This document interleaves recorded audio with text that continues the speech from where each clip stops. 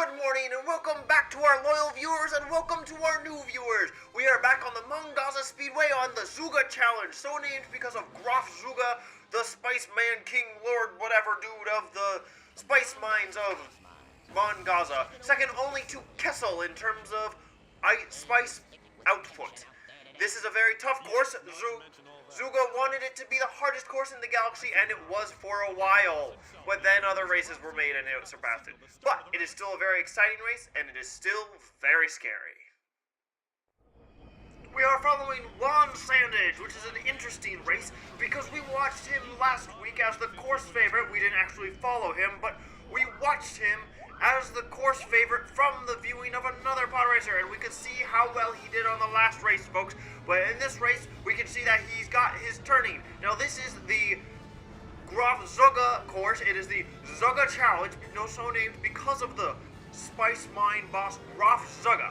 Now, he intended this to be the toughest race in the galaxy, folks. This is the toughest race in the galaxy. You can already see massive mining equipment just right there in the thing.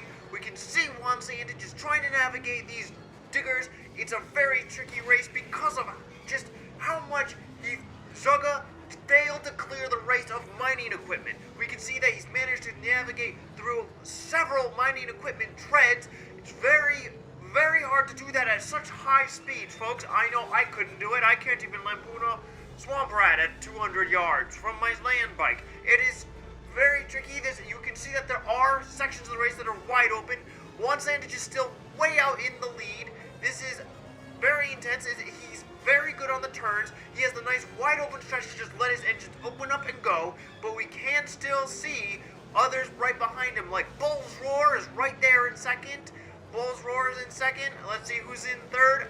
Ellen Mock is in third place. We can see they're fighting, duking it out for a second with Bull's Roar still managing to maintain that slight lead in second. We can see Juan Sandage is still just a few seconds ahead of that pack, though. He's fighting them off quite well. Rats Tyrell bringing up the rear, but we can see that Juan Sandage is now over the lava. We can see little specks of the previous racers entering the lava pits, but Juan Sandage is already out. He's already beaten.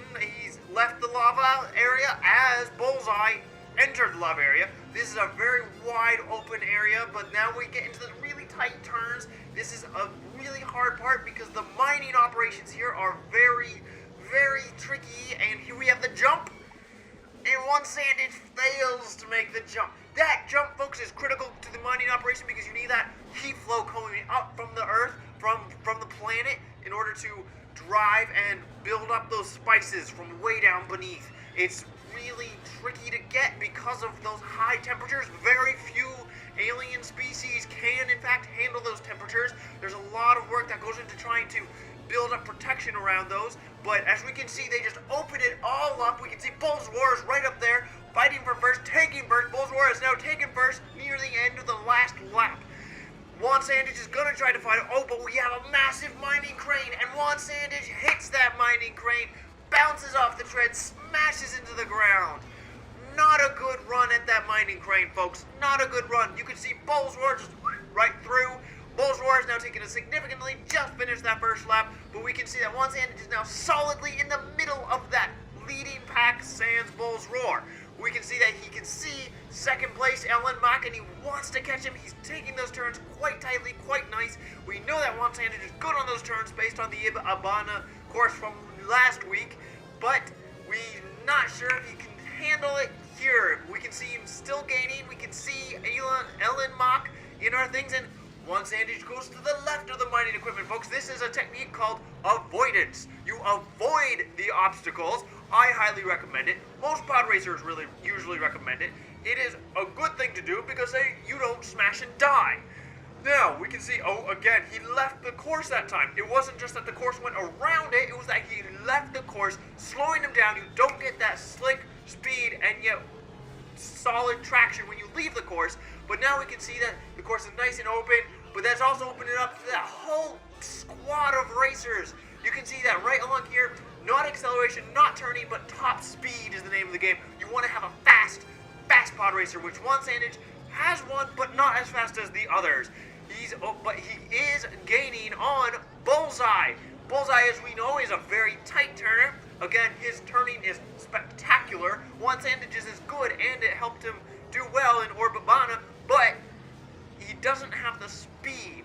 He doesn't have quite as much turning as Bullseye, and he doesn't have as much speed as the others. And here we can see that he's again in the lava section. He took the right one, which has a tighter turn, and so you can get out there quicker, but you have to have the turning. And again, he's playing to his own strengths because he has that tight turn. And here you can see again, he's taking that, he took that inroad turn again, but we are coming up on the narrow section, and we are going to come up against the jump. And again, this is what lost him the first lap, folks. This jump right here. This is where Bullseye caught him.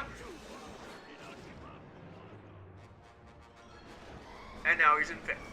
So, as we can see, he doesn't get elevation with his pod. Again, we've noted this in previous ones, but the pod racers do not race these courses beforehand, so only the track favorite knows how the course goes. And again, Graf Zugga, the Spice Mine Galactic King of Gaza, second only to Kessel in terms of mine production, designed this course to be the toughest pod racing race track in the galaxy, and gosh darn it, he succeeded, folks. He made this the toughest, the hardest, the roughest, tumblest, bloodiest track in the galaxy. Everyone agreed, except then other tracks were made, and we will see more of those tracks in the future. Coming up in the pro circuit, there are some very nasty ones. They were developed after this one, but that does not mean this is any less nasty. You've got the mining equipment, you've got the turns, and you've got the other racers. And my goodness, folks, how those other racers love to squabble and bicker and fight. But we can see Juan Sandage has once again taken the lead. He's in the final lap. He's doing the avoidance trick again, like I talked about last lap. He is now taking the lead. He's now solidly in the lead.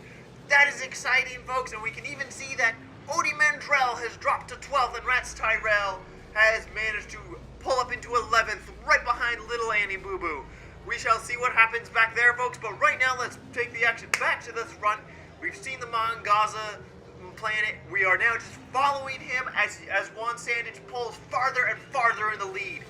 This is not so much a race anymore, folks, because he is so far in the lead. There's no competition here. The way is clear for him. But then again, as we all know, he was in the lead in the first lap, and he did fail to make that jump. He did get caught. So while Bull's War fights off Mahonic, now instead of Ellen Mock, we can see Ellen Mock has now dropped to 7th. We can now see that Juan Sandage is still increasing that gap. And again, he needs that cushion, folks. He needs that cushion. Because after all, he fails on many turns. He fails on some of the tougher mining sections. Bull's Roar is a natural... Oh, he didn't even make the corner, folks. How do you not make that corner? He's made that corner 3 times, and he's twice, and he's coming up in the jump. And for the 3rd time, first time he failed to make the corner, 3rd time in a row he's managed to fail that jump. But that's why he has that cushion, folks. He was taking those turns, he was being very diligent, he wasn't overtaxing his engines, he was being careful on them, careful on the throttle. Again, play to your strengths. Your engine isn't so fast, that's okay. Make sure you know what you're going for. He's entering the big final stretch where the way is fairly clear, the track is fairly wide, but again, folks, not fast engines. We can see Bull's Roar right up riding his butt. We can see even Mahonic right behind Bull's Roar. This will be tight to the end, even though he does have that cushion. So maybe, just maybe, he can finish it strong. But I'm not sure about that, folks. I am not sure. He's coming in for the final lap. He's coming in and first. He made it, folks. He won that final lap. He dropped to the middle of the pack, but then he managed to take it back in the final lap. And my gosh, folks, isn't that pod racing? If that's not pod racing, I don't know what is, and I don't know what you're watching. But I would just like to say that,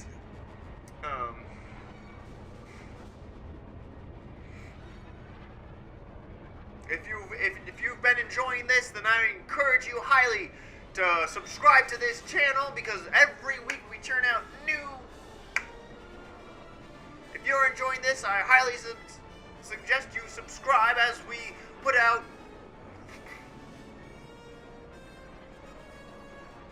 If you are enjoying this, then I highly suggest that you can subscribe to our TV channel, because every week we bring you pod racing for a couple of weeks. For as long as the circuit is running, at least, while it's in season, we will bring you that. And if you can subscribe to our TV channel, then you get special subscriber benefits like alerts. If you like alerts, then subscribe. But next week is on Barunda, the tropical planet with vines and lava. Though, of course, we just saw some lava. But it's the Baru coast on Barunda, and I hope to see you all there. Good night and good luck.